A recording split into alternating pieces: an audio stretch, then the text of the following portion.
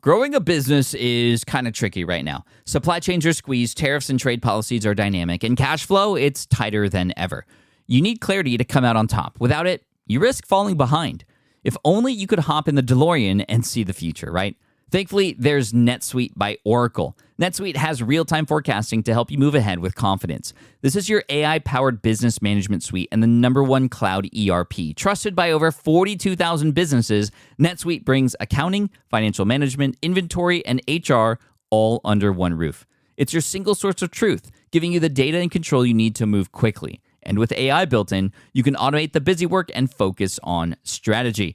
NetSuite helps you see what's stuck, what it's costing you, and how to pivot fast. If I were running a business with a lot of moving parts, I'd use NetSuite for full control over everything. Tame the chaos with NetSuite. If your revenues are at least in 7 figures, download the free ebook, Navigating Global Trade, 3 Insights for Leaders at netsuite.com/SPI. That's netsuite.com/SPI. You spent months building towards launch day, but when the clock hits 0, your site crashes. Bots swarm, and loyal fans rage on Reddit. That's not good. Fanfare was built to stop that. Fanfare is the drop platform made for high-pressure moments, stampede-proof infrastructure, verified waitlists, and bot filters that actually work. Instead of refunds and rage, you get retention and revenue. And that sounds great to me. Your next launch shouldn't be a gamble. Get Fanfare's 5-step hype drop playbook and learn how to bulletproof your drop at fanfare.io/playbook. Again, that's fanfare.io/playbook. Welcome to the guide to getting laid off. And if you had just gotten laid off, or you know somebody who's gotten laid off or furloughed, or what have you, the job is potentially in distress, then this is the episode for you. Now, this is an emergency podcast episode. This is not in our usual sort of numbered episodes fashion. This is an emergency episode because we are at a time in the nation, in the world, where a number of people are being let go as a result of a disease or a virus that's getting spread around the world, the COVID-19. So if you're listening to this in the future, that's where this idea came from. Somebody on my team, Mindy, came up with the idea for this, and I think it's a fantastic idea, but of course, people get laid off at all times for all different kinds of reasons, and no matter where you're at in the world right now, no matter what just happened, you are, number one, not alone. And that is the first thing I wanted to tell you. There's going to be 10 things that I'm going to share with you here, and then I'm going to hand the mic over to our COO, CFO, Matt Gartland, who's going to share with you a number of different tips that you could do right now to start understanding, well, what might you be able to do to take some of the skills that you currently have and turn them into something like a freelancing career, at least maybe on the side, or it could potentially be full-time. Because I know money and income is something that's obviously something that you're worrying about right now. And before we get started here with the 2nd to 10th tips that I have, again, the first one being you're not alone. I've been through this before myself. In 2008, I worked at an architectural firm. I was a job captain and quickly climbing the corporate ladder. Very, very happy with my job, actually. Quite satisfied with it and very excited about the future. I eventually wanted to open up my own architecture practice. A few months prior, I actually proposed to my girlfriend, April. She said yes, and all things were great. I was contributing to my 401k. I was doing all the things right, trying to keep my job as secure as possible. And I was told, and I mentioned 2008, likely if you remember, that was during the recession, and this was right around the time this was all starting to happen. Yet, my boss kept telling me that we were going to be fine. Although we had heard a bunch of stuff in the news, although we had heard that a lot of people in other companies were getting laid off, we were told that, well, we're going to be fine. And unfortunately, that was not the case. On June 17th, 2008, my boss called me into his office, and I kind of had an idea, but I just didn't want to believe it, of what was about to happen. But he sat me down. He said straight into my eyes, he said, "Pat, you're one of the youngest, brightest guys I've ever worked with. Unfortunately, we have to let you go." And it was a crushing blow. Like, honestly, I don't know how you feel right now or how your friend feels right now who might be going through a layoff, but I felt like I got gut punched. Like, literally the breath came out of me and I had no idea what to do next, what I was going to do. My first reaction was to try and solve the problem, right? I'm a problem solver by nature, so I tried to solve the problem. Okay, getting laid off, let me call every single architecture firm we've ever spoken to, all my friends who went to school with me back in architecture, back at UC Berkeley. Let me chat with every engineer, mechanical, engineering, plumbing that we've ever spoken to, and I begged and I pleaded for a job. That was my way of trying to solve the problem, was to get back to where I just got let go from. And I even remember at one point I was begging for just an executive sort of assistant position just so I could stay in, because that's the only world I knew. I'd went to school for 5 years for architecture, had been in the job force for 4 years doing that, quickly climbing the ladder, and I wanted to hold on to it as long as I could.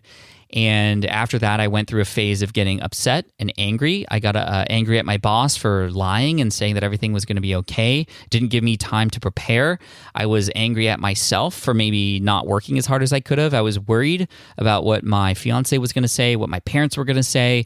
Did I do something wrong? These are all thoughts that were coming across my mind. Thankfully, I had some good support. I went back to my apartment. My fiance really, really helped encourage me, kept me, sane during that time, and just told me a few words that were really important to me, which was, everything's going to be okay. Everything's going to be okay. Everything's going to be okay. And it was nice to hear somebody else say it, although in the back of my mind, I was thinking, well, how do you know? I'm so upset. Like, what if it's not okay? The first thing I realized was, I think our brains do this thing where when we are in a time of stress like this, we tend to think the worst case scenario, like the absolute worst case scenario, the very highly unlikely, pretty much impossible scenario is what we believe is going to happen. And I remember specifically thoughts coming across my brain that were like, I'm going to be homeless, I'm going to be naked in a ditch somewhere, and I'm not going to have anything. My fiance is going to leave me, my parents are going to leave me, like the whole world's crumbling on me. And it's very, very easy to fall into a trap like that. And the number one thing I'd recommend to you, beyond realizing that you're not alone, because again, I've gone through this too, is that the worst case scenario that you're painting is likely the very unlikely situation. And so we have to figure out what the truths are, right? This is very Elon Musk. Let's go back to first principles. Like, let's get rid of the sort of, as much as we can, a lot of the emotion, and let's try to find the underlying truths behind what's happening and whether or not we're going to bounce back from this. And we always bounce back from it. That's the number one truth. It just is a matter of when, and it really depends on how you react to the situation, which takes me to tip number 2 here. And although I'm saying, hey, like let's put aside the emotions for now, let's try to figure out how to solve this problem, the truth of the matter is it's totally okay to be frustrated. Being frustrated is a vent.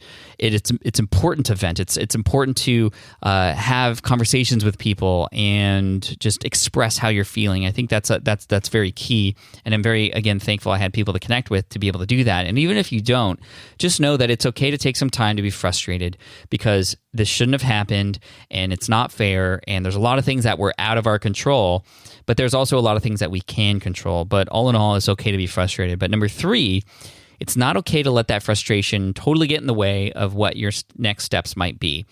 Now, after I got laid off, I literally sat in bed for 3 weeks straight, depressed, watching Back to the Future over and over again. A lot of my fans know that I'm a huge Back to the Future fan. This is partly the reason why, because I just watched it 60 times in a row. However, after the 1 hour and 56 minutes of that, I know exactly how much time that movie is, I snapped back into reality, and I had to start it again. And the reason why I wanted to watch Back to the Future was because I had this little hope inside of me that maybe there was this thing called a DeLorean. Well, there is a DeLorean, but one that was a time machine that I could go 88 miles per hour in and go back into time and change things and make things better. But the truth is that is impossible. And it took me 60 times watching that movie to realize that, well, nothing's going to change from the past. I can't go back into the past and change things. I can't control that and then have the present day be different. The truth is, present day is what it is. However, it's the things that we do now and the actions that we take from this point forward that actually write the story of our future. And so, although Back to the Future is a fictional story, there is a lot of truth behind it that whatever it is that we do now, the events and the actions that we take determine the story for our future. So eventually I had to realize that sitting in bed was not going to do me any good. I had to proactively get up on my feet and find some help and figure out what to do next. So that takes me to number 4. First tip was, you are not alone. And you're not the only one getting laid off at this moment in time. I've gone through it before as well. Number 2, it's okay to be frustrated. Number 3, it's not okay to let that frustration get in the way of you moving forward. Number 4, find support, someone to talk to, other people who perhaps are going through similar tough situations like you, or friends or family who are willing to listen to you and to offer support. And when you do find those people, let them know what support actually looks like. Sometimes you go to people for support and they just start bombarding you with, oh, have you tried this? Have you done this? Have you looked at that? If you're not the person who can kind of receive that kind of information, if you don't like receiving information in that way, or you're just not in a moment of your life right now to receive that kind of information, then let a person know that that's not the kind of support you're looking for. I think when seeking support, it's important for you to first understand how would you like to be supported. In many cases, you just might need somebody that you could vent to that can understand and just kind of nod along with you. And that's okay too. Whatever kind of support you need, find it. And there could be a lot of people who are going through similar situations that can relate to what you're going through right now.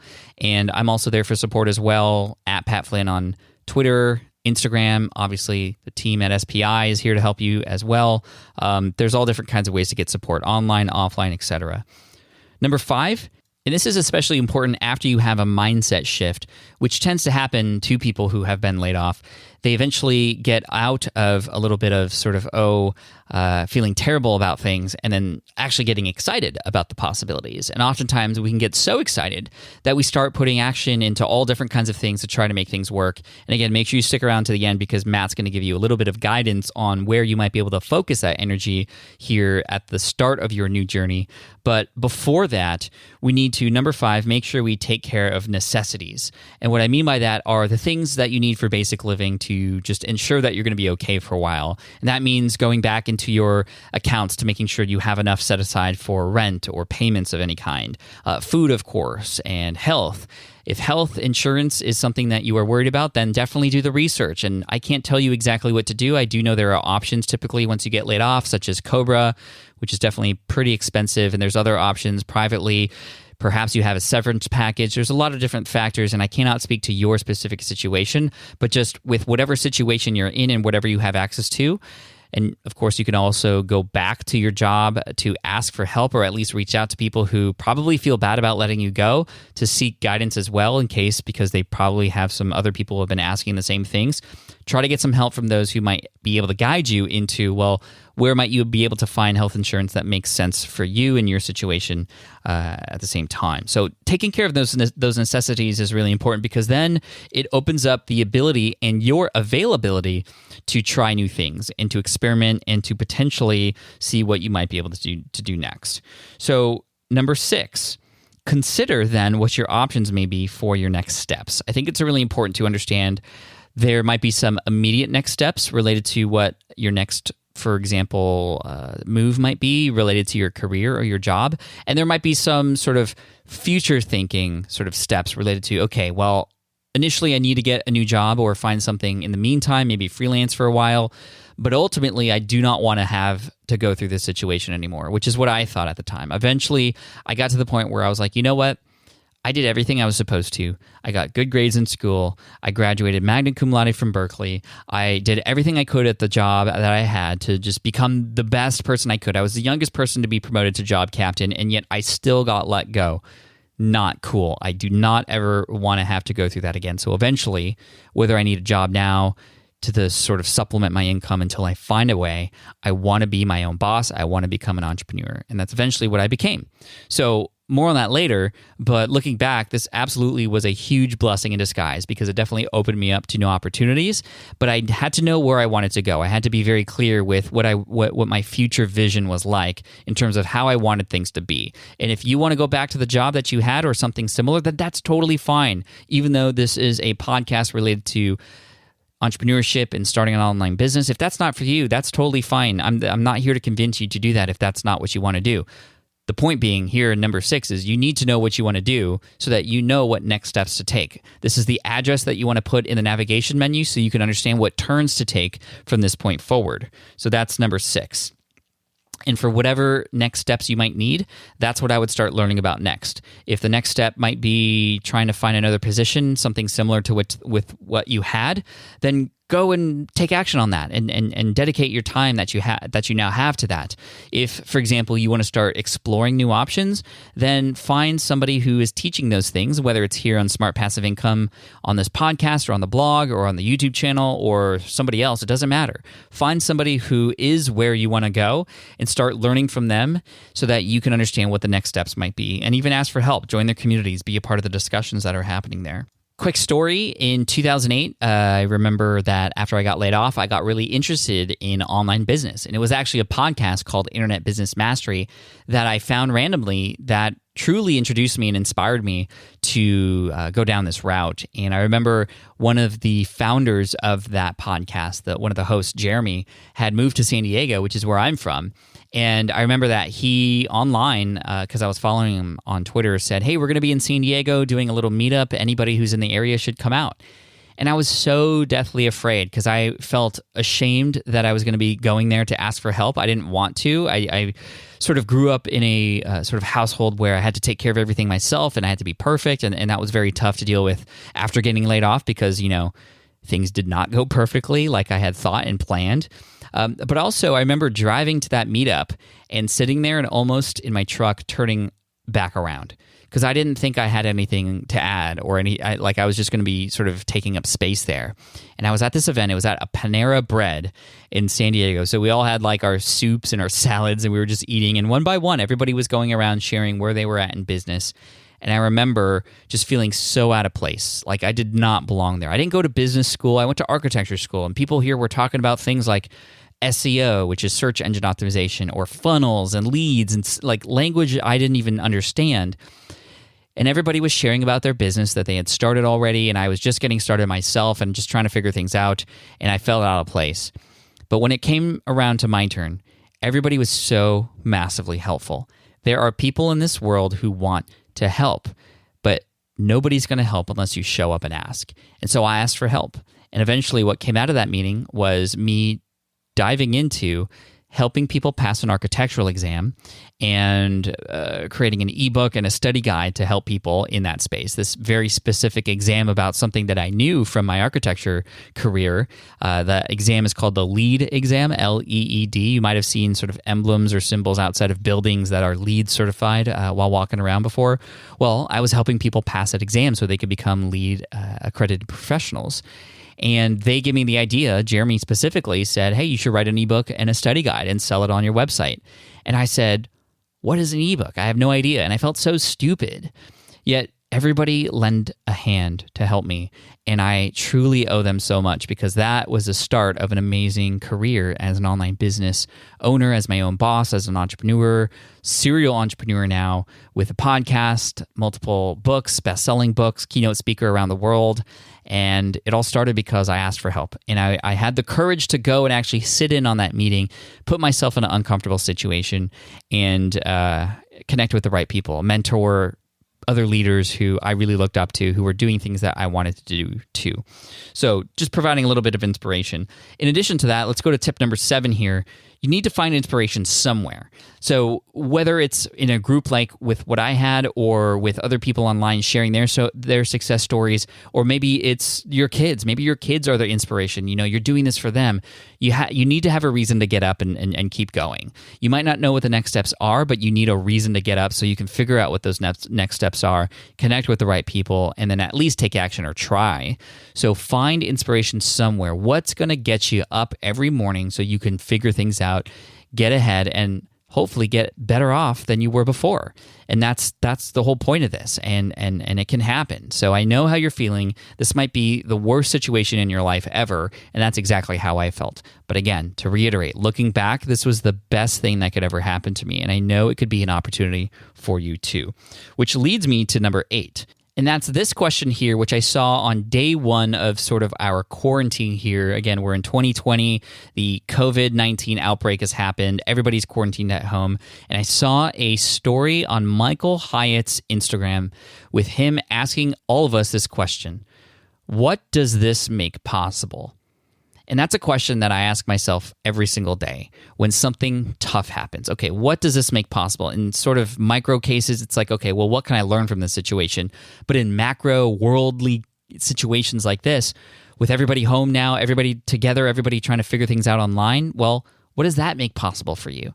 What perhaps was the thing that you've always wanted to do that now you have time for? Whether that's starting a business or maybe it's more family time. You're at home with your family now.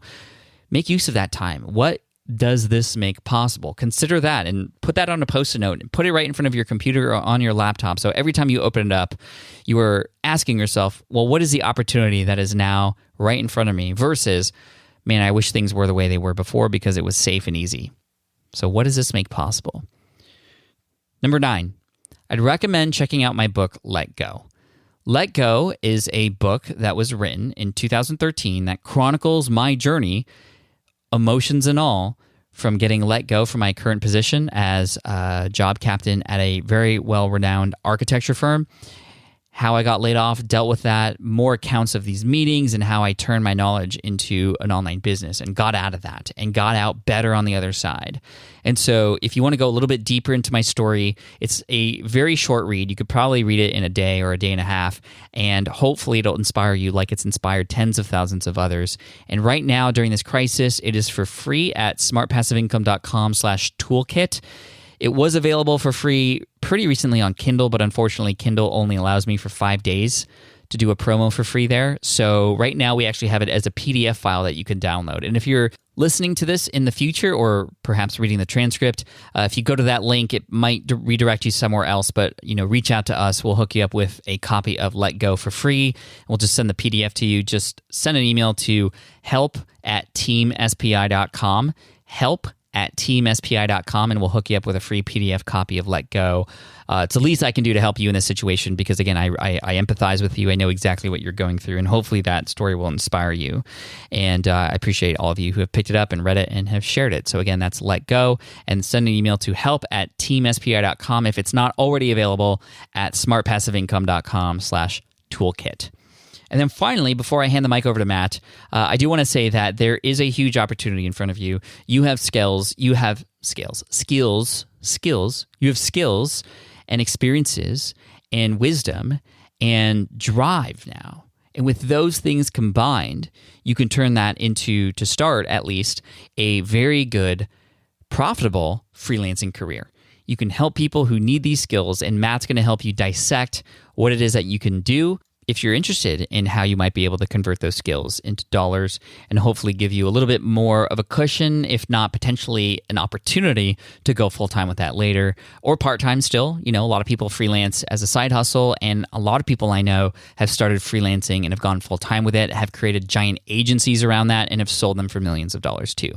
I can't guarantee anything, but Matt is the guy. He's helped even some of my own team members here, like Mindy, for example, start a freelancing career, and now she's a part of my team. So here he is, Matt Gartland, CFO and COO of SPI Media. Here he is. Pat, thank you so much for the handoff. And for all of you listening today, thank you so much for being here. It's crazy out there. There is a ton of information, news, media to listen to watch, to read. And we know that. We feel that too. So the fact that you're here listening to this episode, it's special. We're humbled by it, and we're excited to be here. I'm excited to be here and go to some depth on freelancing because it's important right now. In 2008, Pat lost his job. I was fortunate to not lose mine. I worked in the corporate sector in IT in a leadership position working with sales and marketing to bring really innovative software solutions to life. I loved my job, much like Pat loved his. I was grateful to survive that moment, but I saw a lot of friends that didn't. And my story in terms of becoming an entrepreneur and growing 2 different 7-figure businesses, both agencies, was actually rooted in that same time frame. Even though, again, I didn't face the extreme adversity that Pat did, it was around that time I mentally decided that I wanted to truly embrace my entrepreneurial instincts and give that a go. So about 2 years later, a little over 2 years later, I electively left and became a freelancer. Apart from loving operations and business process and as many numbers as you want to throw at me, all the financial stuff, that I do love and that I am really good at. I also love to write, and that was actually my freelancing career. I was electively studying composition literature in college in addition to all of my technology and business classes, and my friends thought I was crazy or probably taking some illicit substance that I shouldn't. I love story. So I'd always actually wanted to kind of explore somehow, some way of working at the intersection of technology and business, but with story, with media. So although, again, not the most extreme situation like Pat, but I felt like I had to do it for myself and for those that I hope to help by way of writing and editing really important pieces of work. So I became a freelance writer and editor, worked with authors on a variety of different publication projects, books, digital books, some digital magazines, largely digital in nature. Some went to print, some print on demand. And I loved it. It was a grind to get started, but it was fantastic and opened my eyes more to, what's possible out there when you can kind of sharpen your skills and believe in yourself more and take a little bit of a risk and try to make your own luck.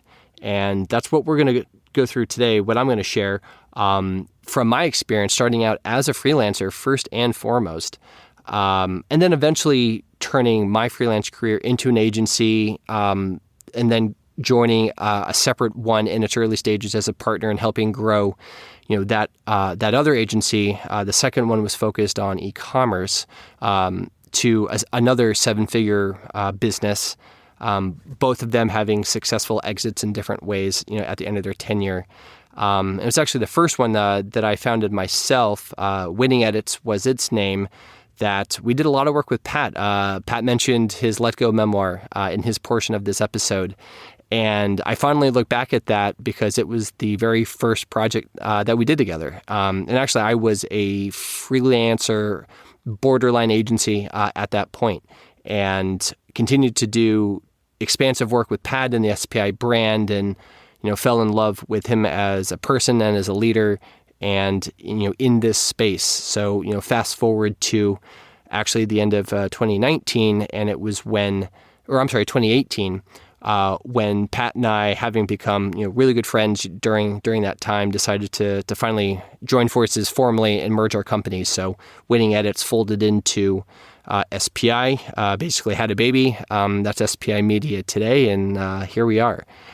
So that's my story. Sorry to kind of share that as backdrop, but hopefully that provides some valid context, useful context to how a freelance career can turn into something, at least for me, far bigger, more beautiful, more amazing than honestly I even thought. When I left my corporate job to start freelancing, and that may not be your path, that may not be the path you even want. I illustrate that merely to say that it's possible, and really wonderful things can happen that even, the current moment of uncertainty and fear, I'm sure to a great extent, probably precludes a lot of people from seeing or embracing right now. But if you can start to orient yourself toward freelancing, if that excites you even a little bit, I can promise you from my experiences professionally and what it's meant for me personally and my family that it is a very exciting, worthwhile path to consider. So with the storytelling portion of this over with, I am excited to share today 10 components to kind of starting up a potential freelancing career. I'll share the 10 kind of here at the start to kind of give a lay of the land, and then we'll dig into all 10. A couple disclaimers first, though. One, you don't have to do all of these things tomorrow. You can space these things out. You definitely should. Don't overwhelm yourself. Second disclaimer, you don't have to do necessarily all of these things ever. I definitely recommend them. Some probably more than the other would be deemed kind of maybe mandatory. But there are some that are probably elective. So, listen to this, pick and choose the ones you think makes the most sense for you and the certain freelancing craft that you may want to embrace and bring to bear. Third disclaimer is that by no means do you have to do all of these things perfectly, especially the first time. When we talk about things like contracts and pitching prospective clients and things. So much of freelancing, especially in the early days, is a learn by doing sort of mentality, and it's a great thing to just lean into. Overall, last disclaimer, and by far the most important one, enjoy the work of creating your own freelancing thing. It's a time of discovery. There are good methods, good strategies, good tools and techniques to consider and use. And it's, again, a crazy time in the world right now. So if you're going to do this, if you're going to spend some quality time, on your own, away from family, away from other commitments, and really, really think about this, do it in a way that motivates you. Don't feel forced into, any one of these things that I'm about to share, or even that maybe Pat shared, or that other people advising you to do. Do what makes sense for you and that you feel good about doing, and enjoy the work of figuring this out. Okay, finally, let's get into this. The 10 things we're going to hit. 1, organize your thoughts.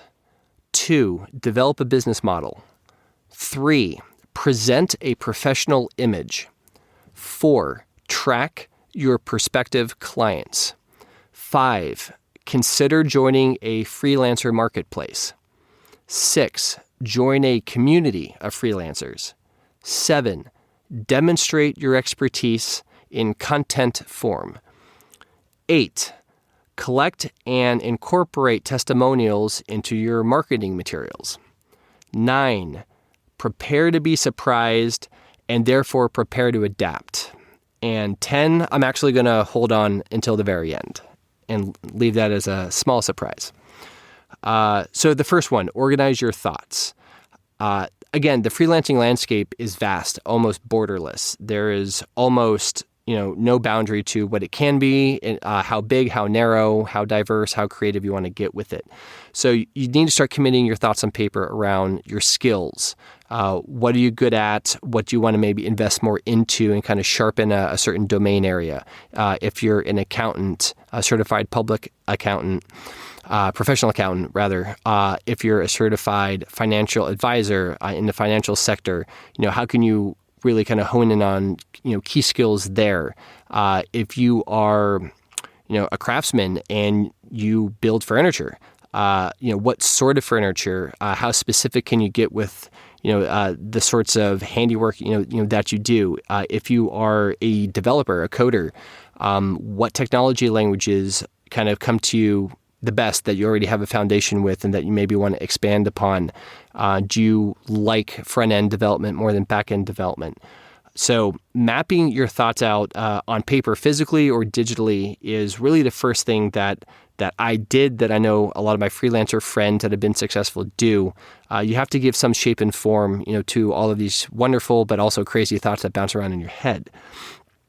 Think about pricing as well. Are you trying to target a certain, customer type that might have deep pockets, or, are you trying to join forces with, some more, beginner type clients, and you might have to calibrate your pricing, in that way. There's so many aspects to, thinking about even your branding. If you have thoughts on branding, start writing down and mapping out, words and ideas and emotions that might relate to how you want to position, your freelancing business. A great way of doing that is a simple mind map. Again, draw that out on paper. Nothing terribly fancy about it. If you do want to get a little fancier about it, there are digital tools that make this easy. You can search for a bunch of them on a website called Product Hunt, producthunt.com. It's basically like a Google search engine, but for tools, whether they be hardware or software. So if you go to producthunt.com and just search for mind mapping, you will find a great many options. One that I personally like and use myself is called MindNode, MindNode.com. I believe it's only a Mac app, Mac software for both your computer as well as your phone, and it's free. It's super easy to use. So when it's a new big creative project or a business model that I'm contemplating, if my note cards aren't handy, because I love note cards to quickly map something out on paper, I'll spin up the MindNote app and just kind of quickly capturing some thoughts there. So start to give structure and give form, to your thoughts on what sort of skills am I good at? How can I turn this into services? What sort of customers might be interested in those? Thoughts around branding so they can create a unique story for yourself. Start mapping that out, draw lines, connect the dots. It'll give you something more tangible to work with. And that supports number 2, which is to develop a business model. Now, a lot of people might hear business model, the term business model, and get scared. Think that that's scary and complex and not fun. And I can assure you that it's none of those things. It can be very simple. It can be fun. I hope that it is. Because, again, this is just an extension of the creativity that you started in the first exercise in, again, more nebulous creative form. An actual business model just takes it to the next level in terms of specificity, in terms of more discipline in the thinking. A really great resource is called the Business Model Canvas. It is literally a 1-page sheet, has really thoughtful prompts and organized those prompts into different quadrants that link together. The specific questions, some of which anyway, are: what do you do? Who do you help? How do you interact? How do you reach them, the them being prospective clients? So by organizing your thoughts through mind mapping from the first exercise, you'll have more substance to then, again, parlay further into actually developing a business model. This is one topic of many that I actually wrote about in the Epic Guide to Business Fundamentals on SPI. So if you do go to SPI.com, smartpassiveincome.com, and you navigate to the business development section of our website, you will find featured there the Epic Guide to Business Fundamentals. I wrote that guide cover to cover. Very proud of it. It was a lot of fun to create. And in chapter 1 is really all about this concept of business modeling, with a specific emphasis on this particular tool called the Business Model Canvas from Alex Osterwalder, the original creator of it. You'll see a picture of the Business Model Canvas, a link to download a free PDF copy. There's others on the internet. You can just Google for Business Model Canvas and find your own version for some reason if you want a different version. And then go through the prompts and start to structure out, again, in more detail, in more, I guess, refined thinking, if you will, as compared to the first exercise. And then you'll have a blueprint. After coming out of that developing of a business model, at least as a first draft, a first complete draft that you can be proud of, and maybe start sharing with some friends, getting some reaction to. It's a really great thing to have, an asset to have as you continue to work towards a freelancing concept for yourself. After that, once you make more strides, once you have a direction as informed by your business model to a certain client avatar, that you want to work with in a certain sector, and probably being as niched as you can be. So maybe not just a certified professional accountant in general that could conceivably service anybody, but maybe you work with athletes. Maybe you work with teachers. Maybe you work with, software companies that are in the health sector. So trying to find that level of specificity, number 2, in the business modeling component is very, very helpful, and sets up number 3, which is to present a professional image. So once you have enough figured out, it's time to start creating some marketing assets. Really. So number 1, a simple 1-page website. There's a lot of really easy to use website builders these days. Way too many to mention. And you don't need like a really complex multi-page website to get started, especially not as a freelancer. Just a 1-page service-oriented website that is value driven, really expresses your craft, your background, how you came to develop this expertise, and why you love it, and why you do what you do as a freelancer. Is really all that you need, apart from also certainly having a method on that site to get in touch with you. It could be a simple contact form. You could also incorporate, if you want to be a little more advanced, using a platform such as Typeform.com, more of like an application survey, if you want to kind of pre-screen some people on the front end of some submissions through your website. But that sort of stuff isn't necessary, at least not to get started.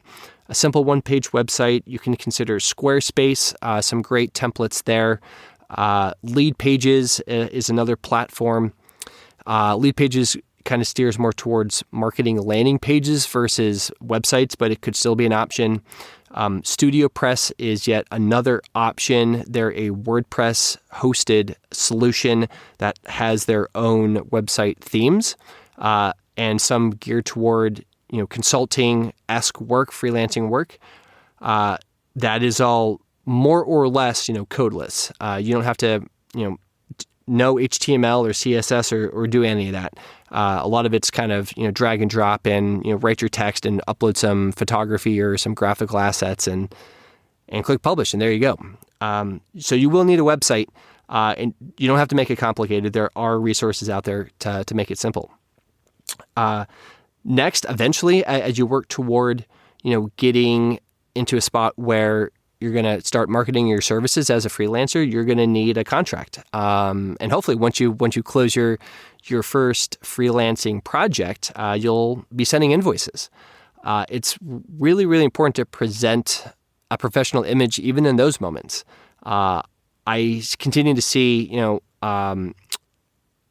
just a lot of freelancers kind of rush that part. Again, it doesn't have to be complex or difficult or expensive to create in terms of contracts or sending out of invoices, but just take the extra step or two to use some platforms out there that makes it easy for you and does kind of provide that professional layer to it all. So, for example, in this space, if you are so willing, you could use QuickBooks. There's an option of QuickBooks for basically solopreneurs or freelancers to be able to send professional invoicing, have it integrated with payment options such as ACH payment for bank transfers, for PayPal or Stripe for credit card payments. Makes it really easy. That obviously is a platform you'll pay some money for per month or on an annual plan. But it's definitely one of the best for freelancers that are maybe taking the idea of going full-time freelance seriously. That's probably a really strong option for them. FreshBooks is another great platform to use, and we have a relationship with FreshBooks. They're actually our featured sponsored on the Ask Pat podcast as a disclaimer, but it's a great tool, and we have used it in the past as well. To send really professional-looking invoices, really simple to use. We like that a whole bunch. There's another platform that's really interesting that actually kind of is a multi-headed monster, but in a good way, and that's called and.co, and.co. And through this platform, it's another one that has pro plans that you'd pay for. A lot of these plans, by the way, customarily have their free trial period, so you can test out a lot of these for free, kind of feel which ones might work the best for you, feel right for you, etc. This particular platform, you can do a lot in it. Again, a multi-headed friendly monster here. You can create really professional-looking proposals and contracts. You can do all of the invoicing and payment stuff within their platform as well. You can actually track time. So time tracking as a freelancer is important, especially if you bill on the basis of time. If you do accrual time at an hourly rate, that gets really important. Now, most of these modern systems for invoicing these days do have time tracking components. FreshBooks has it. Harvest is another great platform for invoicing and setting up projects and tracking time. And then once you track the time, it's really easy to create invoicing based off of those logged hours. You're not like recording it in a spreadsheet and have to manually do the math and compute it later. So, but and.co is particularly interesting because, at least for me, more than just the kind of the financial pieces, it does have the proposal and contract piece. So if contracts is something that is kind of scary a little bit, look at and.co. If not and.co, LegalZoom is a great place to find some free or very inexpensive, baseline contracts for, 1099 oriented service providers, and that's what a freelancer is. So consider LegalZoom. If you go to Product Hunt again, and even through again that search engine, search for various forms of like legal tools and whatnot, you'll find some resources there. Our general counsel team, and I've worked for them with our GC team for probably 6 years now. Mark and John, Stansbury Weaver is their firm. I think they have even some free templates that if anyone is interested, contact us at SPI, and we can try to get those free resources in your hand, or at least point you in the direction of Mark and John and their free resources available on their website. So I guess maybe my message here, if anything, is that contracts are important. You will need them. It protects you from liability. It protects you for different payment terms. It provides clarity to like when a project ends and the scope of that, so you don't get taken advantage of. There are always, unfortunately, the horror stories in the freelancing world of being taken advantage of when you're the freelancer, especially when you don't have a contract at all, or if the contract, has some gaping holes in it. So do some basic due diligence. Check out and.co for contracts. Check out LegalZoom if you need it. If you still need help, you can contact us, and we can see what my GC team, my lawyers, the general counsel team, might have by way of some free templates to provide to you all. So all of that was kind of roped up in the presenting of a professional image for yourself as a freelancer. Helps you really kind of stand out from the crowd of just an average freelancer in your market. Again, as a freelancer, freelance developer, as a designer, as a strategist or just business consultant or business coach, as an accountant, as anything. Again. Anything under the sun, whether it's digitally oriented or even in the physical world of selling furniture, or you do baked goods, something like that. Number 4, to track your prospective clients. Once this gets going, you have your business model. You're excited by that. You've gotten some feedback. Maybe you've even iterated on that. You've used that to then inform your one-page website. You've started to market that. You've gotten some interest.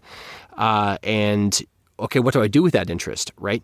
Maybe even before you've kind of closed your first project as a freelancer, you should start kind of tracking that. And it doesn't have to be complicated either. You can use a really simple Google spreadsheet to capture some data points on like who is this person, who referred this person, what is the person's email address, the date in which, I first made contact or was introduced, and then, I sent a follow-up email on this different date. What this level of thinking kind of builds toward, at least as a bigger concept, is the idea of a customer relationship management mentality, so a CRM, which is a really dry term and acronym. It's very corporate-y, I realize. But the thinking behind it is still important for freelancers, because at some point, if things really start to kind of click into place, you'll have multiple leads at any given time. You'll close a project with a client or two. That's a one-time project. Maybe they come around again in a few months and they want a second project. So you're starting to then, if you capture the data from the beginning, you start to kind of have a bit of a small database on your clients. And again, database can sound like a scary term. It doesn't have to be. It can be just a super simple spreadsheet where you capture a couple columns worth of data. Trello is a free tool, Trello.com, Trello. It's kind of based on columns. Really easy, drag and drop, almost like super fun. And you can create like little cards in your columns to track, your clients kind of through this pipeline of like, okay, I've made contact, I've sent them a proposal on a certain date. How long has it been since I sent that proposal, and I've heard back from them here. I'll say now that this is one of the pieces, as one of my disclaimers, you don't necessarily have to do. So if you're thinking of your freelancing endeavor as a side hustle, as something that may not turn into a full-time thing, this is maybe slightly optional. But if you start to get a lot of traction, if this gets exciting, and if the volume starts to get maybe a bit unwieldy, you just got to commit some of that to a system of some kind. And I'm certainly recommending, based on my experience, a digital system. So Trello is great if you want to capture some of these data points and be able to look back at that over time to kind of see how long typically it takes to close a project once a proposal is sent, stuff like that. So another great platform out there. This one is not free, admittedly. It's about $15 a month. It's called Pipedrive. Pipedrive.com, very tailored to essentially, a sales pipeline, and beginning to, through its own, disciplines and structures, help lead you through kind of organizing your sales opportunities, right? Your client prospects as a freelancer. So another platform that I'm sure offers a free trial if you want to give it a try. I used it at a point in my career. Didn't use it necessarily all the way through because I do love building my own spreadsheets, as Pat can attest to. But it's a great resource to at least maybe do some benchmarking on. That brings us to number 5, which is to consider joining a freelancer marketplace.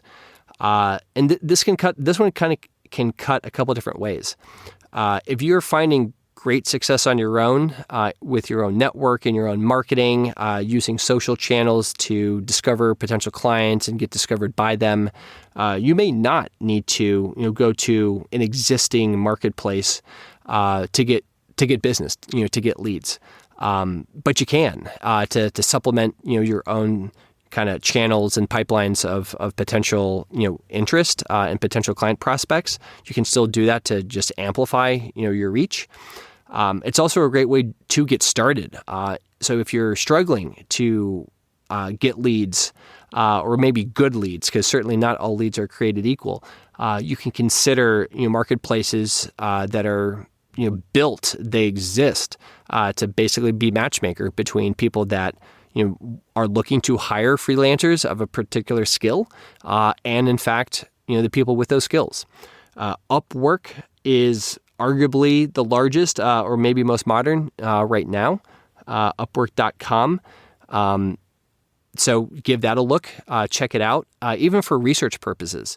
And a lot of this stuff at some point can become a little bit cyclical in terms of sharpening your own messaging, your unique selling proposition, how you kind of describe your services, and whether you describe those services as and price those services, I should say, just in hourly rates, or if you want to try to shift into value-based pricing, which is simply to say maybe more retainer models and different sorts of service structures that aren't just always rate-based.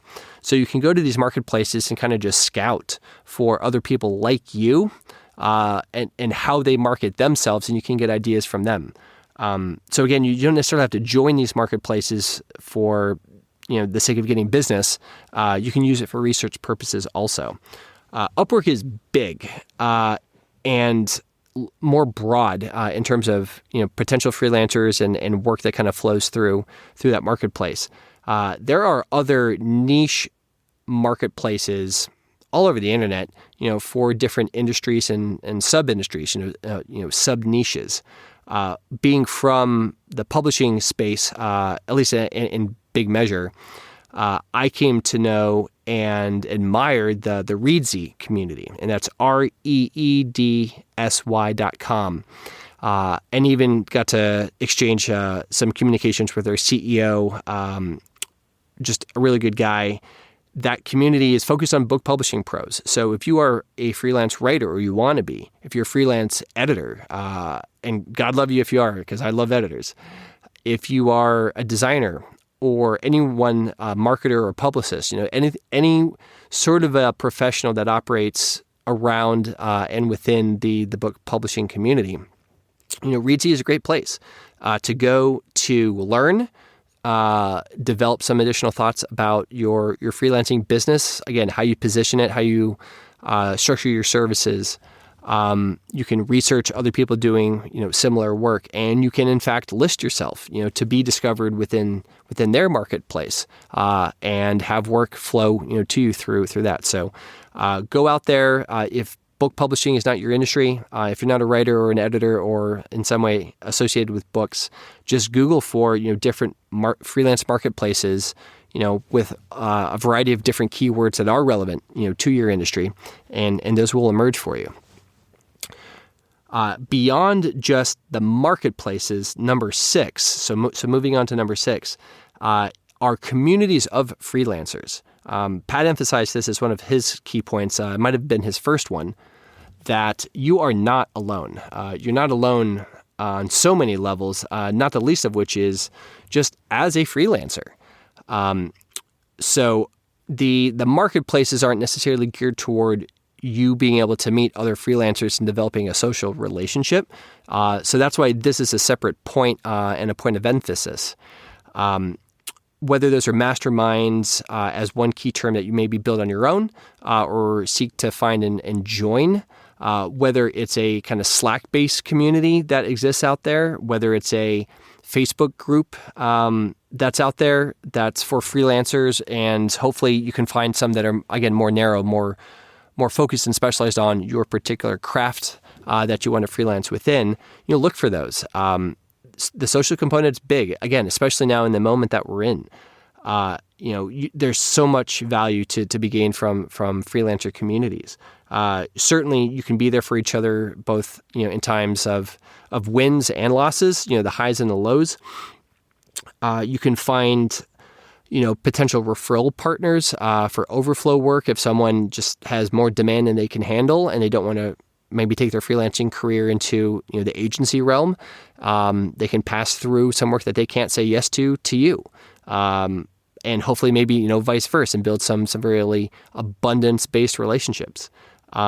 Find people that are adjacent to you that you can collaborate on. Book publishing is great, and again, from my experience, where if I was the lead editor on a book, I'm not the designer. I might have some design ideas, but if I have a design buddy like I did, especially back in the early days, that didn't only do books, but he was very gifted, with book covers and full jacket design covers, then I can recommend him, and tag him along into a project, or vice versa. And he can tag me and recommend me for a project that came his way first. So this one probably also optional, but I can't recommend it enough. Again, especially while we're, or at least a lot of us right now, inside our houses, on some measure of stay in place.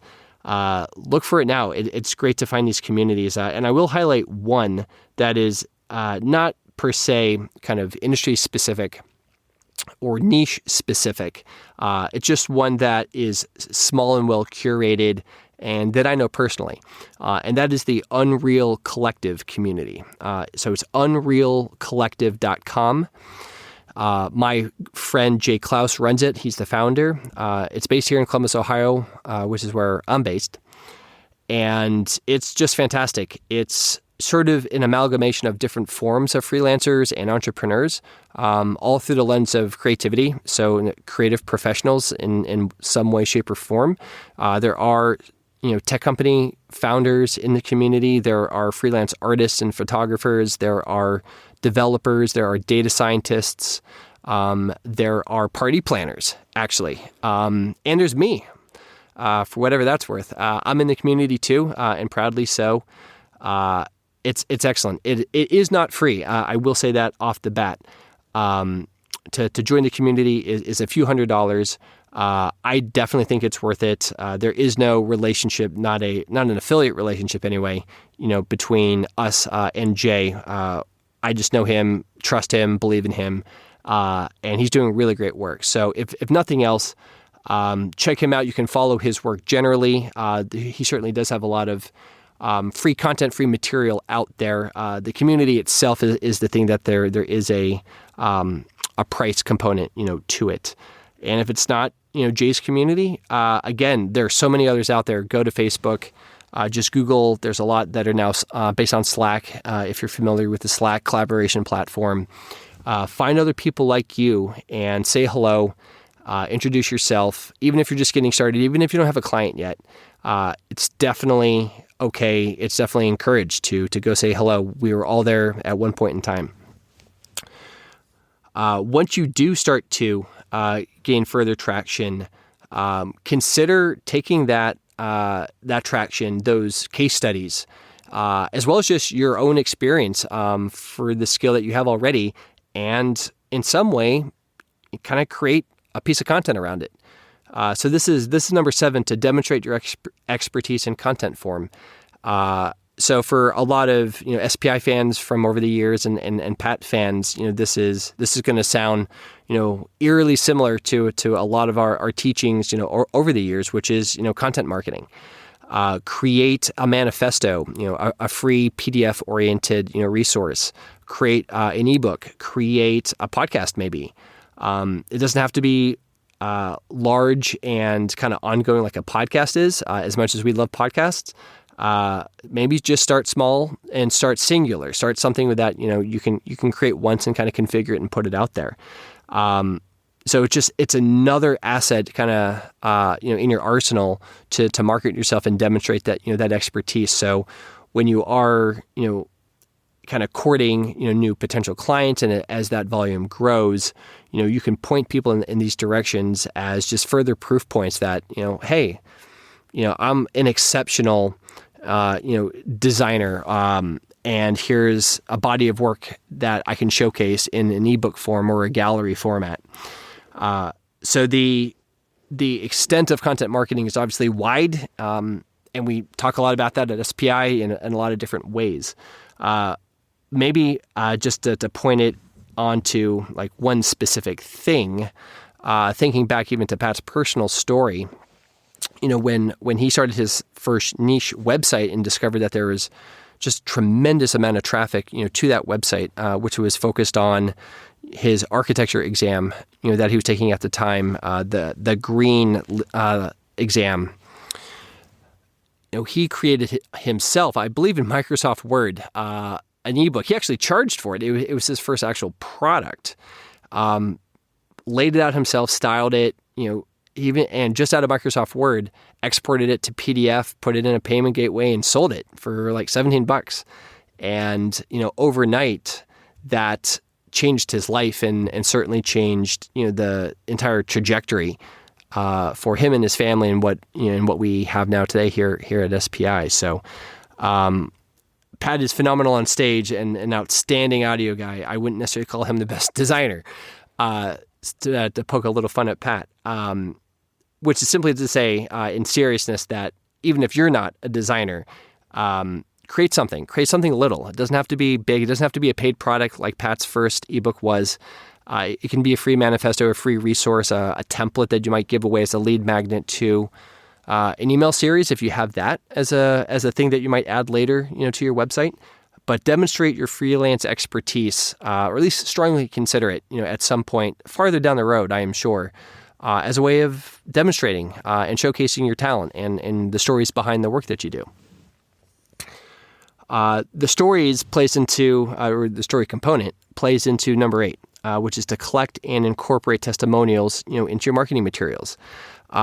Don't miss the opportunity when you do start, landing some freelancing work to just ask the question at the end of the project, of your client. Like, hey, I'd love to get, just a short testimonial, an honest testimonial, about our work together.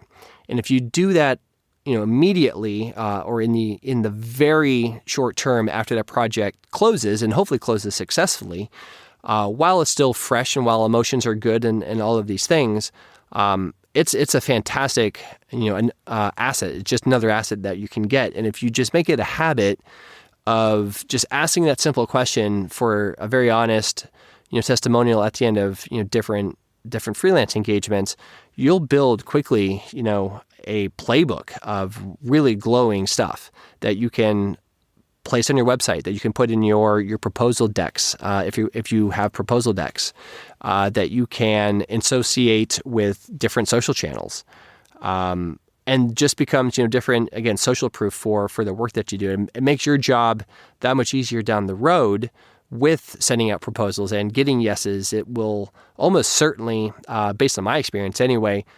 shorten your cycle time, your sales cycle time, from when you make contact with someone to when you send a proposal to when you hear back on a proposal to when you finish maybe negotiating a proposal to getting a signed contract.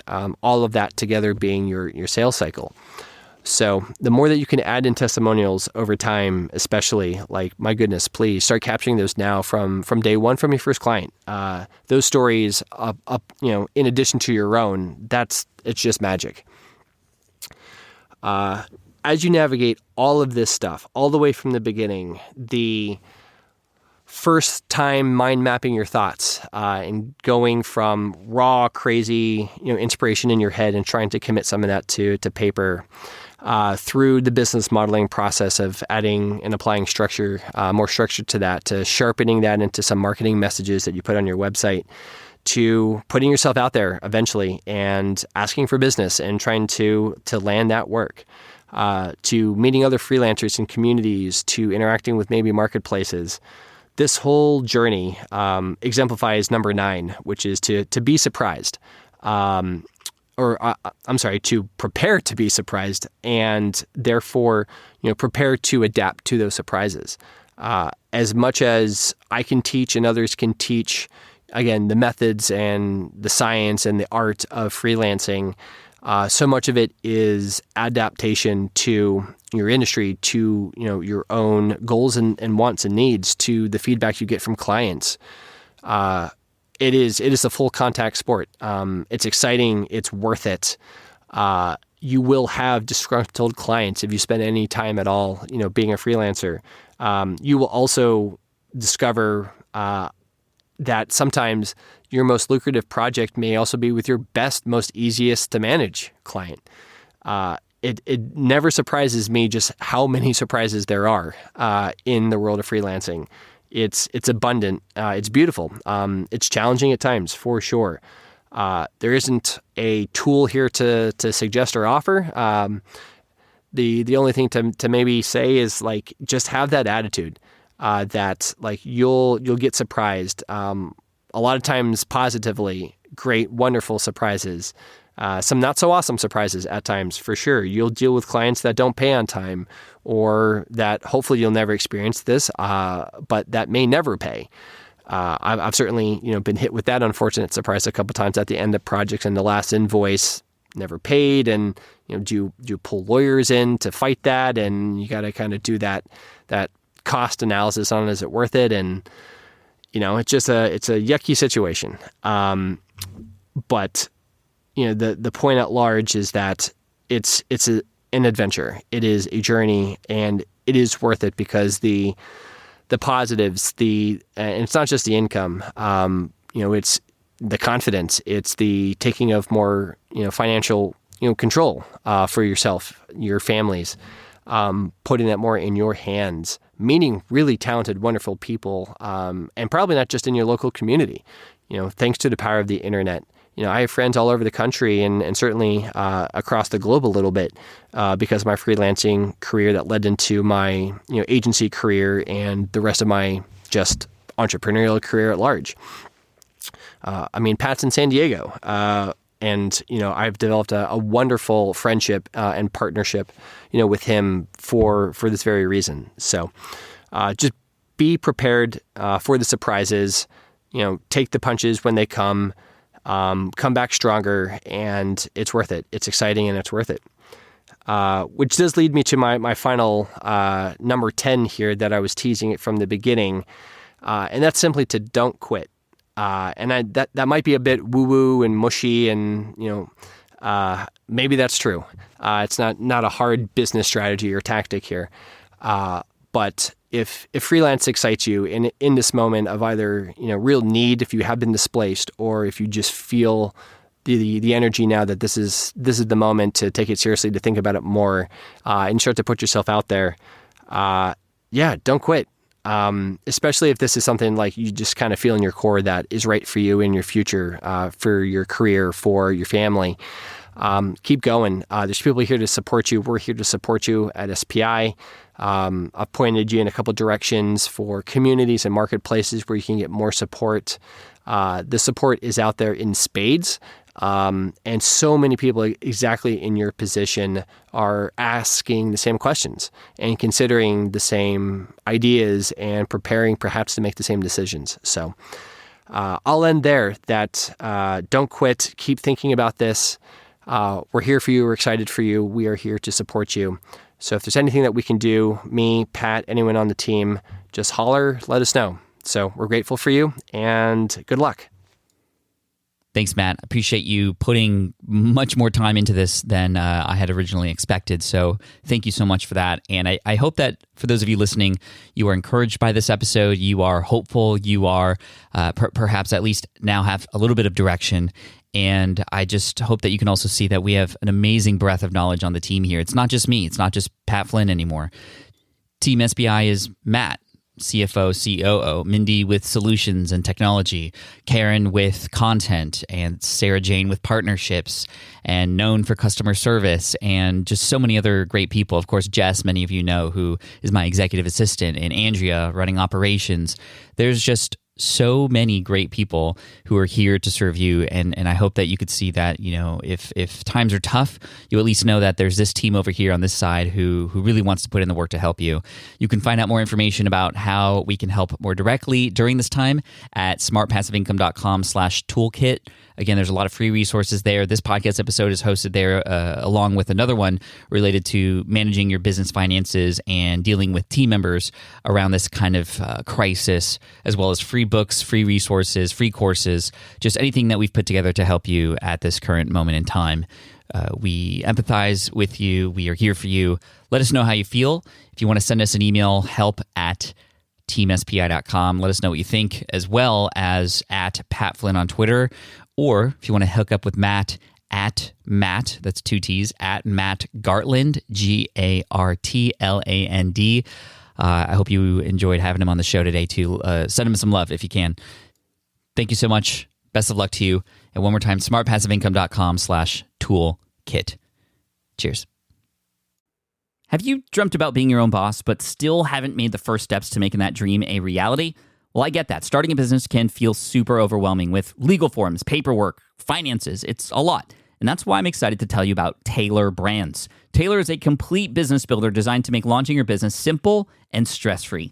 You can register your LLC in just minutes, keeping your personal assets and the business assets separate from day one.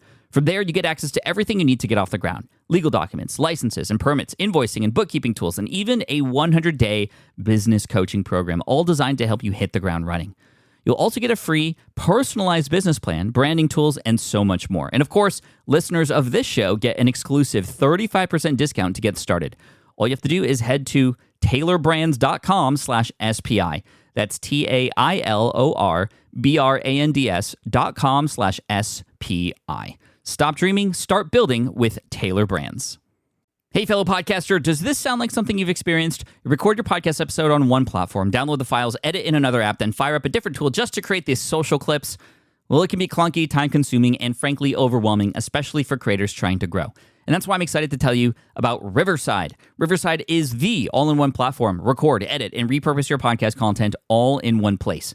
You just log in, record with your guests no matter where you are in the world, and just like that, studio-quality audio and high-resolution video. We use Riverside here at SPI as well now. With built-in AI, I can automatically clean up my audio, saving myself so much editing time, and it can even auto-generate clips to make promoting the show a breeze. And with Magic Clips, I can grab the best moments and repurpose them as short-form video, perfect for YouTube Shorts, TikTok, or Instagram, without re-recording a thing. So if you're tired of juggling tools and want a faster, simpler way to create and scale your content, it's time to try Riverside, built by creators for creators. Just go to smartpassiveincome.com/Riverside and use code SMART to get 1 month free on the Pro plan. That's smartpassiveincome.com/Riverside, promo code SMART.